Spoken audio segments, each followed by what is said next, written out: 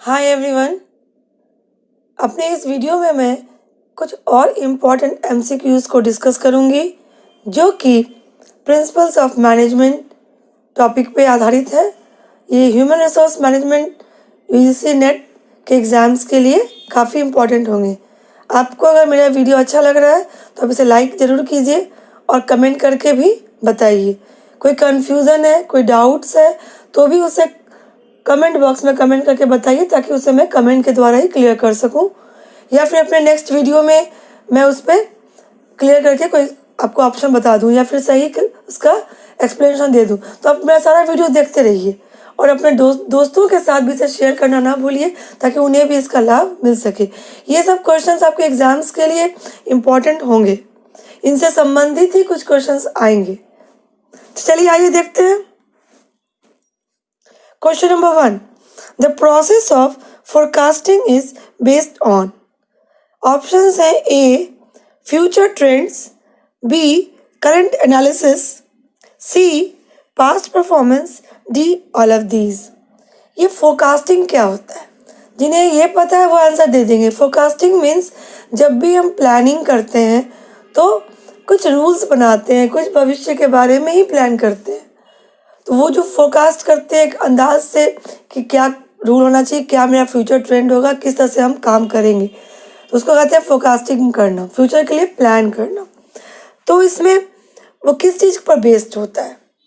पहला ऑप्शन है future trends. Future में कोई भी कंपनी कैसे ग्रोथ कर रही है उसके हिसाब से मेरा क्या पॉलिसी होना चाहिए ताकि मेरा प्रोडक्शन सही हो, कंपटीशन ऑफ मार्केट के प्रोडक्ट जो भी कंपटीटिव मार्केट है उसमें हम स्टैंड कर सकें। हम अपनी जो भी पहले मेरा प्रोडक्शन कम हो रहा है उसको कैसे बढ़ाएं, लेबर का ज़्यादा से ज़्यादा कैसे यूज़ कर सकें। तो इन सब के लिए प्लान बनाया। तो फ्यूचर ट्रेंड्स को ध्यान में रखना ज़रूरी है। ऑप्शन बी है करंट एनालिसिस। आज का मेरा वर्क कैसा है, आज हम कंपनी कहाँ पे हैं, मेरा ऑर्गेनाइजेशन के अंदर क्या प्रॉब्लम है, उन सब को ध्यान में रख करके भी बनाया जाता है। उनको दूर करने के लिए भी कुछ रूल्स बनाए जाते हैं।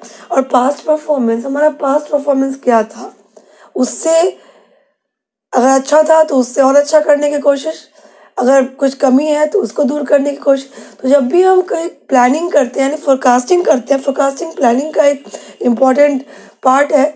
तो इन तीनों ही चीज़ों को ध्यान में रख के पास्ट, प्रेजेंट और फ्यूचर के कंडीशंस को और उनके सारे क्या सर्टेनिटी अनसर्टेनिटी रूल्स और क्या हम करने हैं, कम्पिटिटिव मार्केट, हर चीज़ को ध्यान में रख कर ही फोरकास्ट किया जाता है। तो इसका आंसर होगा option number D, all of these.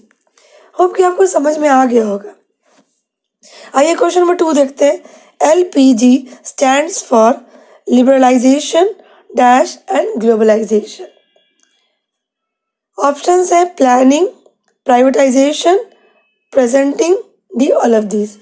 आजकल ये यूज़ हो रहा है तो इसमें बताइए तीनों के बीच में क्या आएगा। लिबरलाइजेशन आता है। लिबरल आजकल जो कंपनी ऑर्गेनाइजेशन है वो लिबरल है, उसके रूल्स जो भी हैं कुछ कुछ हद तक कहीं भी किसी भी कंट्री में कोई अपना खोल रहा है। और ये प्राइवेटाइजेशन हो रहा है, ज़्यादा से ज़्यादा प्राइवेट सेक्टर में इंडस्ट्रीज बढ़ रहे हैं और इसका ग्लोबलाइजेशन हो रहा है ऑल ओवर इन वर्ल्ड। एक कंपनी का कई देशों में ब्रांचेस हैं, कई देशों में वो उनके अपने खुले हुए हैं। वहाँ की कंपनियाँ एक ही कंट्री में कई देशों के ऑर्गेनाइजेशन स्टैब्लिश हो रहे हैं, चल रहे हैं। तो ये वर्ड यूज़ किया जाता है LPG for liberalisation, privatisation and globalisation. तो बी इसका सही आंसर है, ऑप्शन नंबर बी। आइए क्वेश्चन नंबर 3 देखते हैं। The most effective way of communication is. Communication means अपने विचारों को, अपनी इंफॉर्मेशन को एक जगह से दूसरी जगह तक पहुंचाना खुद, तो ये कम्युनिकेशन होता है। तो ये ओरल भी होता है, रिटन भी होता है। अब इसमें बताना है कि सबसे ज़्यादा इफेक्टिव कौन है। ऑप्शन है A written, B oral, C both A and B and D all of this. सही आंसर इसका देने का प्रयास कीजिए। कोई भी कम्युनिकेशन दोनों ही इफेक्टिव है, ओरल एंड रिटन, बट जो ज़्यादा रेलिवेंट होता है वो रिटन होता है। रिटन हम जो भी मैसेज करते हैं उसमें कहीं भी कुछ डाउट होने का गुंजाइश नहीं होता है क्योंकि वो क्लियर लिखा होता है। ओरल में अगर यहाँ भेज रहे हैं वो किसी और को भेज रहा है तो हो सकता है कि वो आगे जाते जाते उसमें डिफरेंसेस आ जाए, वो बदल जाए, या फिर समझने में कोई प्रॉब्लम हो। रिटन कम्युनिकेशन जो है वो ज़्यादा इफ़ेक्टिव होता है, क्योंकि उसे जितनी बार भी पढ़ा जाए वो वही रहता है। तो इसका सही आंसर होगा option number A, written communication. Question number 4 देखते हैं। Which need includes the basic human needs of food, clothing and shelter. Option है A physiological needs, B self actualisation, C both A and B, D all of the above. Needs के बारे में बताना है कि वो कौन सा नीड है जिसमें कि हम सिर्फ खाना, कपड़ा और आवास, रहने, शेल्टर, फूड एंड क्लोथिंग की बात की जाती है कि उतना पूरा हो जाए तो नीड पूरा हो जाता है। तो ये है फिजियोलॉजिकल नीड, मतलब अपना शारीरिक आवश्यकता कि हमको सब अगर जीने के लिए खाना चाहिए, कपड़ा चाहिए और रहने के लिए छत चाहिए, तो इसे बोलते हैं फिजियोलॉजिकल नीड्स। इसका आंसर है option number A, physiological needs. इसे याद कर लीजिए। Question number 5, decision making conditions are. Option है A certainty, B uncertainty, C ambiguity, D all of this. अब हम जब भी कंपनी में या कहीं भी डिसीजन लेते हैं तो डिसीजन लेना इतना आसान नहीं होता।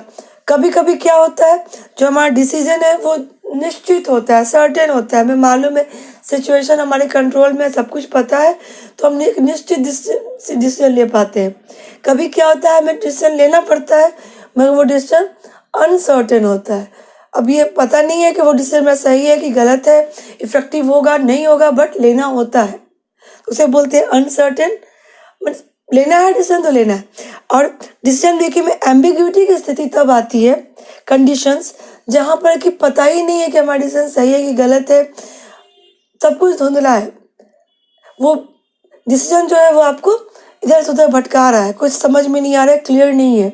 तो ये तीनों ही इस पर विस्तार से चर्चा आगे हम करेंगे, जिससे कि आपका एक टॉपिक डिसीजन मेकिंग जो है क्लियर हो जाएगा। अभी मैंने सिर्फ इस ऑप्शन को समझाने की कोशिश की है। डिसीजन लेने के लिए सर्टेनिटी, अनसर्टेनिटी एंड एम्बिग्विटी तीनों ही कंडीशंस लागू होते हैं। डिसीजन कभी सर्टेन भी हो सकता है, कंडीशन पहले से होता है, कभी अनसर्टेन और कभी एम्बिगुअस। एम्बिगुअस मतलब होता है कि जो कि क्लियर नहीं हो, स्पष्ट नहीं हो। तो इसका आंसर है option number D, all of these. चलिए, आज भी मैंने कुछ क्वेश्चंस को डिस्कस किया, उम्मीद है कि कुछ कॉन्सेप्ट आपका क्लियर हुआ होगा। जिन्होंने इस HRM टॉपिक के भी नई नई स्टडी शुरू की है, प्रिपरेशन शुरू किया, उन लोगों के लिए तो बहुत ही बेनिफिटेड है, क्योंकि मैं बेसिक से लेकर चल रही हूँ और एक एक चीज़ को क्लियरली समझाने का प्रयास कर रही हूँ। आप देखते रहिए, मेरे सारे वीडियोस को देखिए, मेरे बहुत सारे लेसन्स, कोर्सेज इस पे हैं, और फिर भी और धीरे धीरे मैं और भी कोर्सेज को लेके आ रही हूँ। आपका पूरा जो नेट का सिलेबस है इस टॉपिक से पेपर 1, पेपर 2 पूरा क्लियर हो जाएगा। बट इसे बार बार देखिए, इससे कि आपको क्या होगा, प्रिपरेशन करना आसान होगा। हर वीडियो में मैं डिफरेंट क्वेश्चंस को इंक्लूड करती हूँ, ताकि अगर जो भी मैंने पहले पढ़ाया है वो अगर याद नहीं तो इसमें रिवीजन हो जाए।